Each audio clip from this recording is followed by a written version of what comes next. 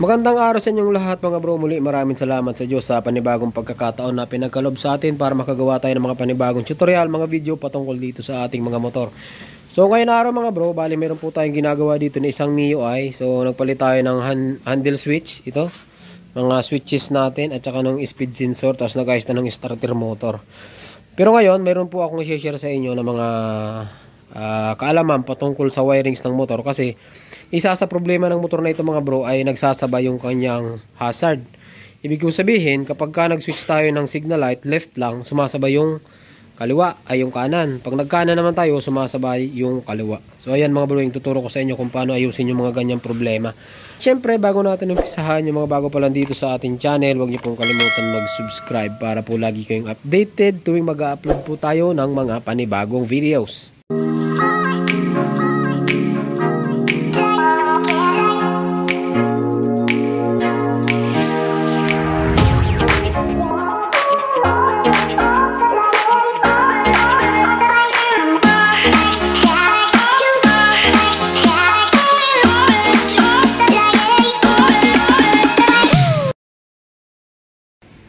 Yan mga bro, so bago natin umpisahan yung video, ipapakita ko sa inyo kung ano yung sinasabi kong problema. Ganito po yun.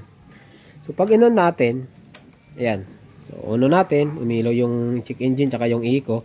Pag, tinan nyo yung kamay ko, sisignalite ko sa ng left. Yan. Kung makikita nyo, walang indicator. Pero pag dito sa likod, mayroon. Ang problema, kasama yung kanan. Pareha sila mga bro. Pareha sila. Umilaw yung kaliwa, umilaw yung kanan. Pero take note, isa lang ang pinindot natin dito. Oh. Patay natin, patay. Bagaman may hazard siya mga bro. Ito yung left and right na hazard. Pero ito nakapatay siya. Patay din yan at patay din dito. Ayan. So bali naka-dual contact pala yan mga bro. I-off natin. Ayan. Okay, patay na siya. So pag pinindot ko ng kanan. O, tingnan nyo, kamay ko. Kanan, ayan. So pag kinana natin, ayan, umiilaw to. Ito, umiilaw din. Pero kung mapapansin nyo, alin mas malakas dyan, oh. So, bagaman pareha sila umiilaw, yung isa malakas, yung isa mahina. Ito sa kaliwa, ay sa unahan, parehas lang. Malakas, mahina. Pero parehas umiilaw. So kung gabi yan mga bro, malakas yan. Baka malito yung kasunod nyo or yung kasalubong nyo kung saan kayo pupunta. So, paano ba ayusin yan mga bro? Yung ganyang problema. So, malimit po pala mangyari yan kapag ka nagpapalit ng LED. Ngayon, kung ibabalik natin sa standard dyan na bumbilya, kung ibabalik natin to sa stock na bumbilya, ay hindi po yan magkakaganyan. So, nangyayari yan kapag ka nagpalit kayo ng LED. Paliwanag ko sa inyo kung bakit mga bro. Ayan. So, kaya po nagkakaganyan yan. So, dahil itong ating stock na ilaw, ito yung ating stock na ilaw, ano? So, halogen or yung bulb, kung tawagin, hindi siya LED. Ayan. Hindi po siya LED. So, yung mga ganitong ilaw mga bro ay wala pong polarity. Ayan. Ibig sabihin po ng walang polarity, wala siyang sinusunod na positive or negative, no? Wala siyang positive or negative. Ayan. Ito namang nakakabit dito na LED, yan po ay mayroong positive at negative. Ibig sabihin, kapag kabaliktad ang kabit nyo, hindi siya iilaw. Kumpara nyo dito sa ganitong bulb, itong mga nakakabit na stock, kahit baliktaran, okay, gumagana siya. So ngayon, ang pinakamagandang solusyon yan mga bro, ano, kaya tanggalin muna natin, nabuhay pala, patayin natin. Yan. So ang pinakamagandang solusyon dyan ay walang iba yung mga bro, ang ginagamit natin na pang malupitan dito. Yan. So magdadiode po tayo nyan. So ituturo ko sa inyo mga bro kung paano maglagay ng diode pagka ganun ng problema. Pwede tayo maglagay dito sa ibaba, pwede tayo maglagay dito sa itaas. So para mas mabilis, hindi na tayo magkakalas nito. So dito po tayo maglalagay ng diode. Yan. So ito mga bro ay replacement lang din yung naikabit natin, ano? Hindi po siya original. Kung makikita nyo naman yung wiring, hindi po ganyan yan. So sa mga replacement mga bro, ang kulay ng signal light ito, kulay green at saka yung kulay pula. Pero kung hindi po yan replacement, kung stock, ito ang kulay niyan. Ayan. So bali ito kasi yung pinagpalitan natin. Kung mapapansin nyo, ang color coding na nakalagay dito ay kulay dark brown at saka dark green. Bali mga bro, ito yung ikakabit natin na diode. So ang diode mga bro ay may iba-ibang size. Meron tayong 2 amperes, 3 amperes, 4 amperes, 5 amperes. So ito ay pwede kayo pala gumamit mga bro ng kahit anong diode, ano? Pero kung yung ganito kaliit na diode, pwede po ito. Yan, oh. Mura lang naman ito eh.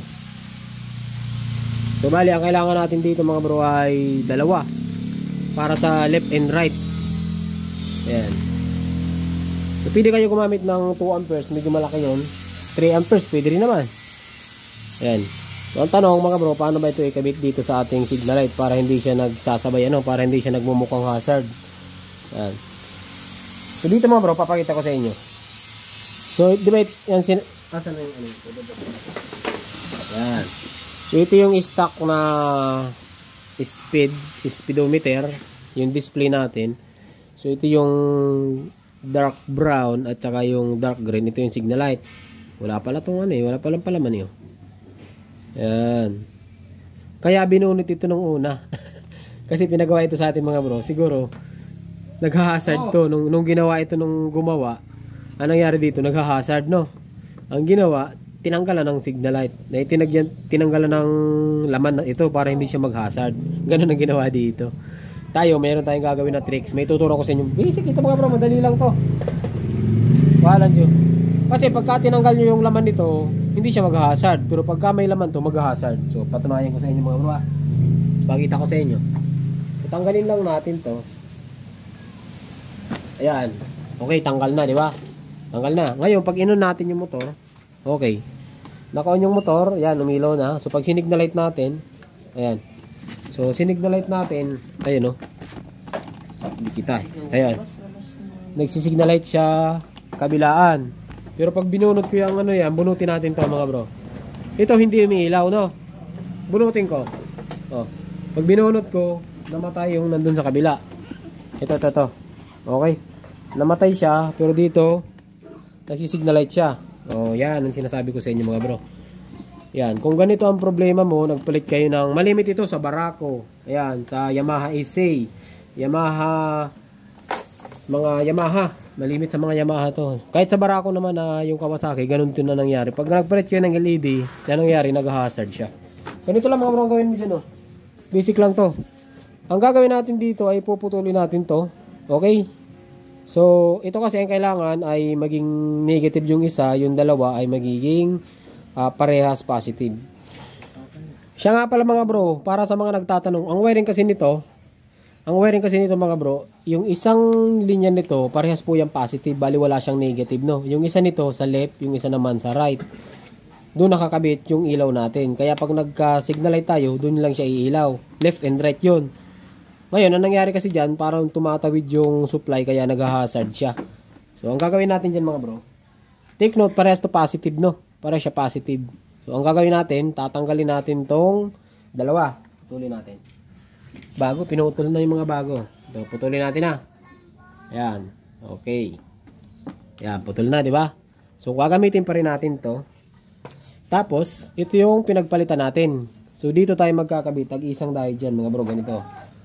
Ayan. Ayan. Okay. So dito sa diode naman mga bro, mayroon po yung positive, negative. Okay. Pwede kasi natin to ikabit sa negative. Pwede naman sa positive. Pero mayroon kayo makikita dito kulay puti. Hindi kasi kita mga bro eh. Dito sa part na to itim. Dito sa part na to puti.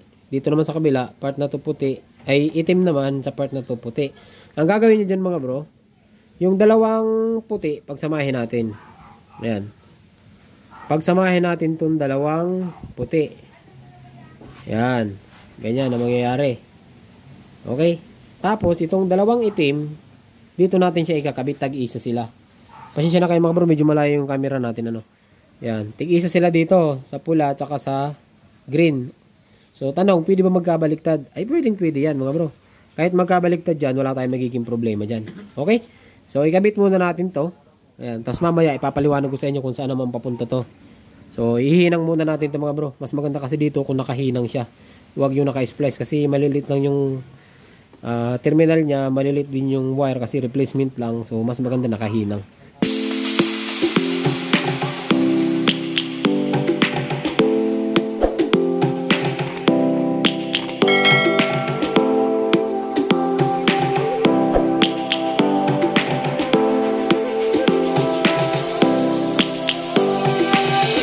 Lions roaring in the morning sun, searching for a longer day.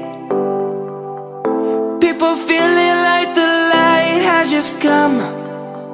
We must never stop the way, yeah.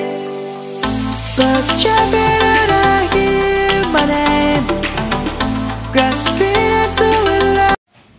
Yan mga bro, so bale naikabit na natin yung diode. So nakahinang po yan at naka-shrinkable. 'Di ba? Yung tig-isa kanina, ito yung pinutol natin, tapos doon natin tinap yung diode. So ngayon, ang mangyayari dito mga bro, itong dalawa, 'di ba? Dalawa yung ilaw. Dalawa yung ilaw.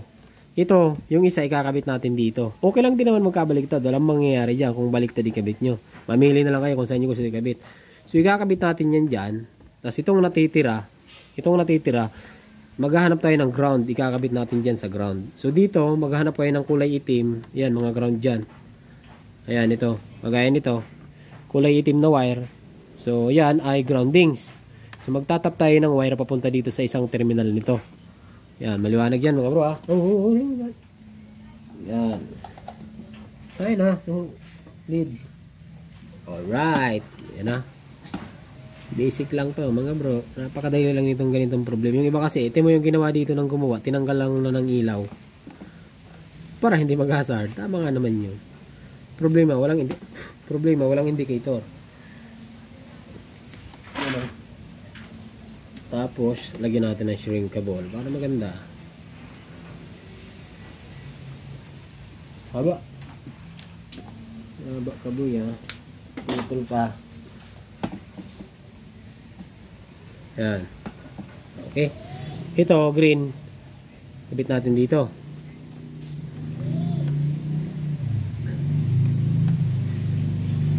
Puso, ipasam-pasat.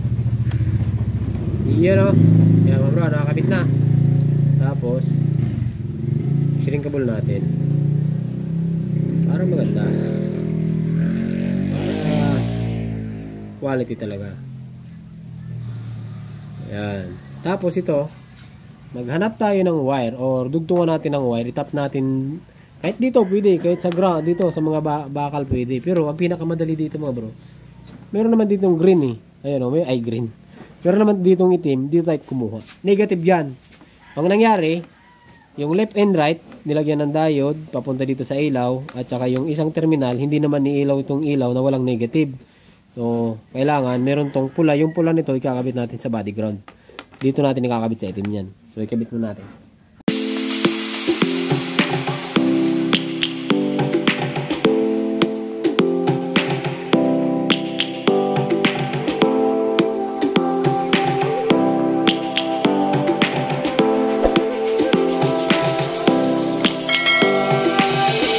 Lions roaring in the morning sun, searching for a longer day. People feeling like the light has just come. We must never stop the way, yeah. Yan mga bro, so update tayo sa ginawa natin. Bali tapos na natin yan. Tingnan nyo mga bro, naka-shrinkable po yan. Pero ako hindi pa rin ako sangayon sa ganitong wire mga bro, kasi replacement nga yan. Pero wala naman tayong magagawa kasi yun ang binili ng may-ari. Hindi naman natin pwedeng pakialaman to, Ayan. So, tapos na. Ulitin ko lang yung ginawa natin. So, yung stock ng signal light, pinutol natin. Ito na yon, pula at saka green. So, naglagay tayo ng diode. Okay, naglagay tayo ng diode. 2 amperes yan. Tapos, nakakabit sa ilaw. Tapos, yung isang terminal ng ilaw, nakakabit doon sa itim, which is yung ating negative or yung body ground. Okay, para magkaalaman, subukan natin. So, ayun natin. Yan. So, pag naka-on siya, wala siyang ilaw. So, subukan natin yung signal light, signal light, left. Yun. Nag-left. Tingnan natin yung kanan. Ay, goods na mga bro. Ayan na. Wala na. Tapos, umiilaw na rin to. Umiilaw yung indicator, umiilaw yung signal light. Kabilaan na yan. Tingnan natin yung right. Pag ni-right natin, yan. Ay, naka-hazard yan. Patayin nyo muna. Right. Ayan. Pag nag-right mga bro, may indicator, mayroon ding right. Tapos mas malakas siya. Dito, wala na. Pero pag hinazard natin yan, ayan, nag-hazard pa rin siya. Dalawa sila mayroon. Tapos may indicator. Okay mga bro. So ganun lang. Ito ay titip natin ng ayos yan. Tapos ayan, titipan natin yan. Pero mahaba na naman yung video natin. Siguro dito na natin tatapusin yung ating video mga bro. So sana meron kayo natutunan sa basic tutorial natin dito sa wirings na sumasabay yung signal light pag nagsi-signal light ka kabilaan. Basic lang, diode lang mga bro. Mura-mura lang naman ang diode Tapos meron kayong panghinang. Kung wala, pwede nyo naman i-splice. Pero mas maganda kung nakahinang. So hanggang dito lang. Magandang araw sa inyong lahat. Try safe lagi.